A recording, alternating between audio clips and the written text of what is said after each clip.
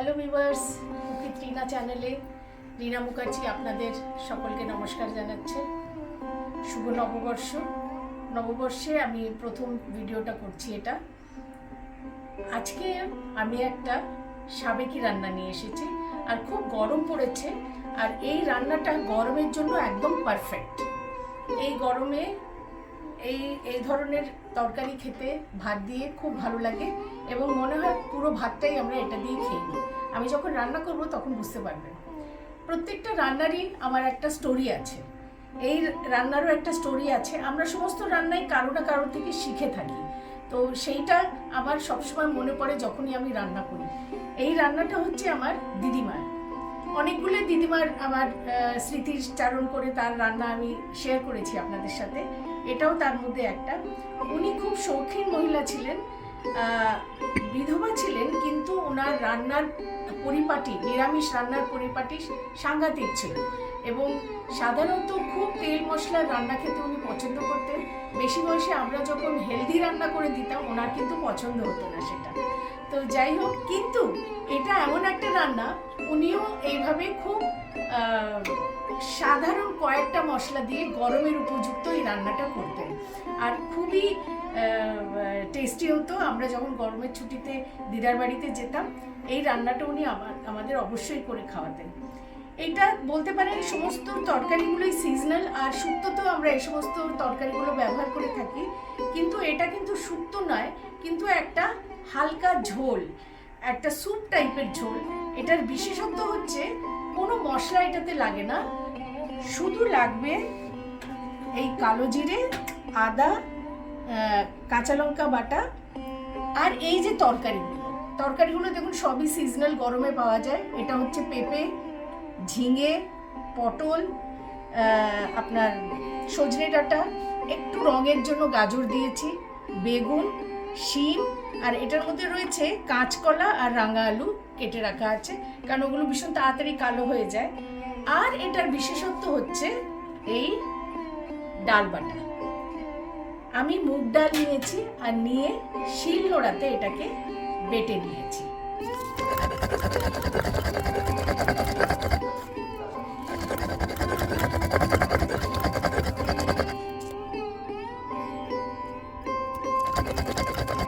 ডালটা কিন্তু একেবারে মিহি করে বেটে নিতে হবে, দেখুন একদম মিহি করে বাটা। এটার মধ্যে আমি কিছু দিইনি, আর বাটার পরে এটাকে খুব ভালো করে ফেটিয়ে নিয়েছি যাতে এটা ফ্লাফি হয়ে যায়। এই ডাল বাটাটা আমরা ইউজ করব, জল বড়া বলে এটাকে। আপনি দেখবেন যখন আমি রান্না করব কিভাবে এটাকে ইউজ করছি। জাস্ট রান্নায় বসানোর আগে এটার মধ্যে একটু নুন মিশিয়ে নেব, কারণ আগে নুন মেশালে এটাতে হয়তো পাতলা হয়ে যেতে পারে, জল কেটে যেতে পারে, ঠিক আছে? আর অবশ্যই রান্নাটা হবে সর্ষের তেল দিয়ে। তো চলুন রান্নাটা আরম্ভ করি এবার। প্রথমে কড়াইতে আমি একটু জল নিয়ে নিচ্ছি। অতটা জল নিতে হবে যাতে এই সবজিগুলো সমস্ত এটাতে ডুবে যায়, অতটাই জল নিয়ে নিলাম। এখন জলটা একটু ফোটার অপেক্ষা করব। তার আগে আমি এটার মধ্যে দিয়ে দেবো এই যে কাঁচা লঙ্কাটা বেটে রেখেছিলাম, সেই কাঁচা লঙ্কা বাটাটা আমি এর মধ্যে দিয়ে দিচ্ছি। আর এই আদাটা একটু পরে দেবো, যাতে আদার গন্ধটা শেষ অবধি থাকে, সেই জন্য আদাটা এক্ষুনি দিচ্ছি। আর একটু দিয়ে দেবো স্বাদ মতো নুন। দরকার হলে নুন আমরা পরেও দেবো, তাই এখন একটু দিয়ে নিচ্ছি। রান্নাটা একটু ঝোলঝোলে হবে। এখন আমরা এই জলটা ফোটার অপেক্ষা করছি। এখন আমি যেগুলো সেদ্ধ হতে একটু সময় লাগে সেই তরকারিগুলো আগে দিয়ে দিচ্ছি। যেমন পেঁপেটা দিলাম, আর এই গাজরটা দিলাম। একটু পরে বাকি তরকারিগুলো দেব।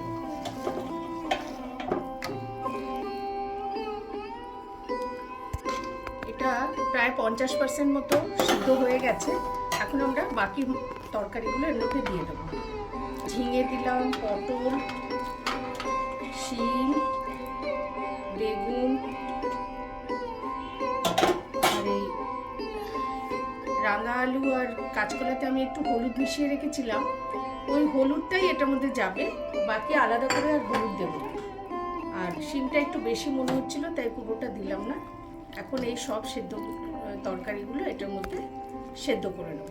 একেবারে সম্পূর্ণ কুক হয়ে যাবে ততক্ষণ এটা ঢাকা দিয়ে একটু সেদ্ধ করে নিচ্ছি। তরকারিটা সেদ্ধ হলে পরে আবার ফিরে আসছি। দেখুন এটা বেশ ভালো রকম সেদ্ধ হয়ে গেছে তরকারিগুলো, এটা বোঝাই যাচ্ছে। তো এটা আর সেদ্ধ করব না। এখন এই ডালের বড়াটা, ডালটা বলেছিলাম কেমনি করে দেব সেটা বলছি। এটার মধ্যে নুন মেশানো নেই, এখন আমি একটু নুন দিয়ে দেবো। তার আগে এটার মধ্যে এই আদা বাটাটা দিয়ে দেবো। আদা বাটাটা দিয়ে আমি একটু মিশিয়ে নিচ্ছি। এই আদার গন্ধটা খুব সুন্দর হয় এই রান্নাতে। যে কোনো শুক্তো জাতীয় তরকারিতে আদাটা হচ্ছে মাস্ট। এবার এই ডাল বাটাটাতে আমি নুন দিয়ে এটাকে একটু ভালো করে মেখে নিচ্ছি।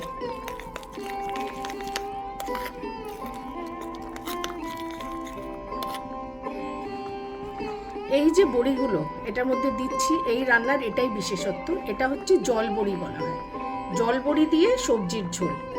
এই বড়িগুলো কিন্তু এই যে জল, এই যে ঝোলটা রয়েছে সেটার স্টিমেই এটা রান্না হয়ে যাবে।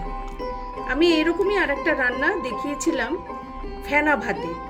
ফেনা ভাতে সমস্ত তরকারি দিয়ে যখন রান্না করেছিলাম তখন ওপরে এই জল বড়ি দিয়ে করেছিলাম।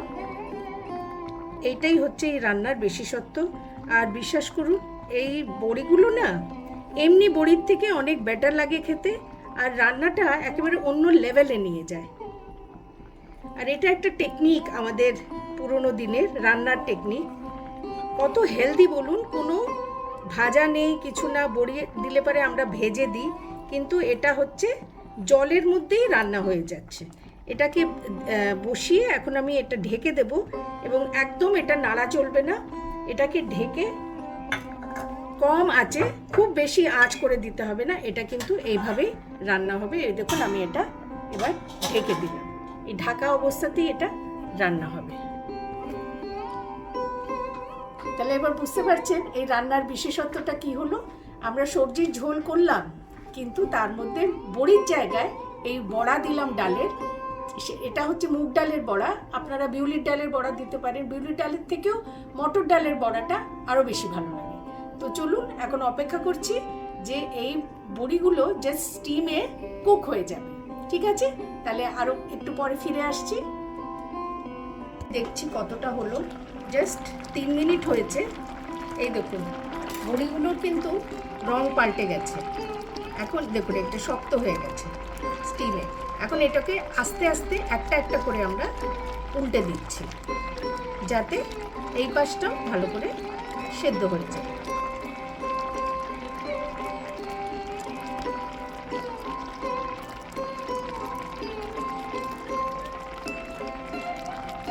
সব বড়িগুলোই সেদ্ধ মানে উল্টে দিচ্ছি, তাহলে ভেতরে কাঁচাও থাকবে না, সবটা সিদ্ধ হয়ে যাবে। আর এই ডালের কিন্তু ফ্লেভারটা আর টেস্টটাও এই ঝোলের মধ্যে এসে যাচ্ছে। দেখুন সবগুলো আমি উল্টে দিলাম। এখন জাস্ট এটা রান্না হওয়ার আর একটু ওয়েট করবো। আমি আরেকবার একটু ঢেকে দিচ্ছি। এটা ঠিক আছে মনে হচ্ছে, খুলে দেখিনি, একেবারে ডান হয়ে গেছে। দেখুন খুব ধোঁয়া, সবজিগুলো দেখা যাচ্ছে না। এই দেখুন বড়াগুলো রান্না হয়ে গেছে, তরকারির চেহারাটা পাল্টে গেছে। এখন এটা নেক্সট স্টেপে যাচ্ছি আমরা। শেষ পর্যায়ে আমার একটুখানি এখন একটু দুধ দিয়ে দিচ্ছি। এটাতে রং এবং স্বাদ দুটোই খুব ভালো হবে। যতক্ষণ এই জলবড়িগুলো সিদ্ধ হচ্ছে, এটাতে রান্না হচ্ছে, ততক্ষণ আমরা নেক্সট স্টেপটা তৈরি করে নিই। আসুন।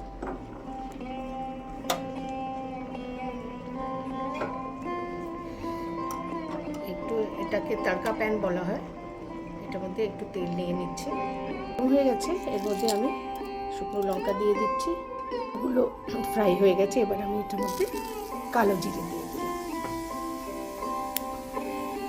এই তেলটাই আমরা এখন এই রান্না করা তরকারিটার উপরে ঢেলে দেব। গ্যাসটা বন্ধ করে দিয়েছি আমি। এখন এর যা স্বাদ হবে এই তড়কার সেটা বলার নয়। এটা দিয়ে আমি সঙ্গে সঙ্গে একটু ঢেকে দিলাম, যাতে এই যে ফোড়নের গন্ধটা ভেতরে থাকে।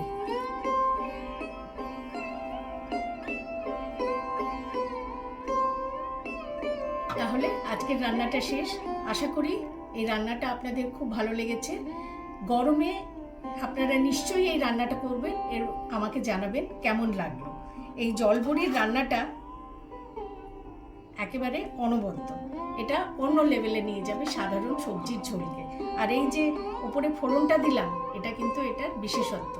তো তাহলে চলুন, আজকের ভিডিওটা আমি এখানেই শেষ করলাম। আশা করছি আপনাদের ভালো লাগবে এবং পছন্দ হলে অবশ্যই লাইক করবেন, শেয়ার করবেন আর কমেন্ট করতে ভুলবেন না। আপনাদের কমেন্ট আমাকে উৎসাহ দেয়। তাহলে আবার আমি একটা নতুন রেসিপি নিয়ে আবার হাজির হব। ধন্যবাদ।